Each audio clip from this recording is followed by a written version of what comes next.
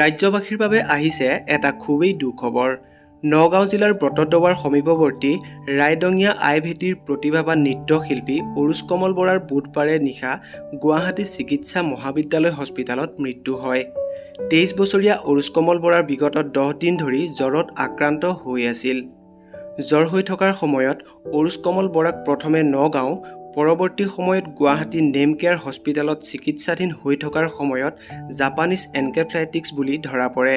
ইয়াৰ পিছত গুৱাহাটী চিকিৎসা মহাবিদ্যালয় হস্পিতালত ভৰ্তি কৰায় যদিও বুধবাৰে নিশা চিকিৎসাধীন অৱস্থাতে মৃত্যু হয় অৰুজ কমল বৰাৰ। উল্লেখ্য যে সাম্প্ৰতিক সময়ত অসমত জাপানীজ এনকেফেলাইটিছ ৰোগে ভয়াৱহ ৰূপ ধাৰণ কৰি বহুজনৰ জীৱন কাঢ়ি নিছে।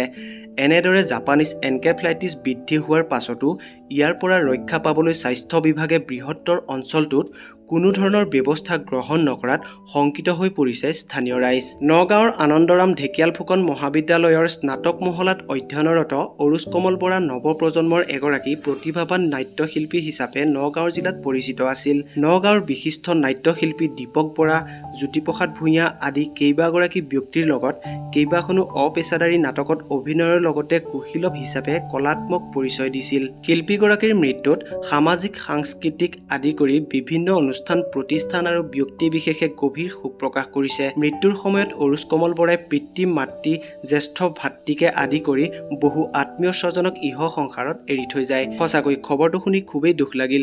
শেষত ভগৱানৰ ওচৰত এটাই প্ৰাৰ্থনা কৰিছোঁ, মৃত অৰুজ কমল বৰাৰ বিদেহী আত্মাই যাতে চিৰশান্তি লাভ কৰে। ভিডিঅ'টো ইমানে আছিল। শেষলৈকে চোৱাৰ বাবে ধন্যবাদ।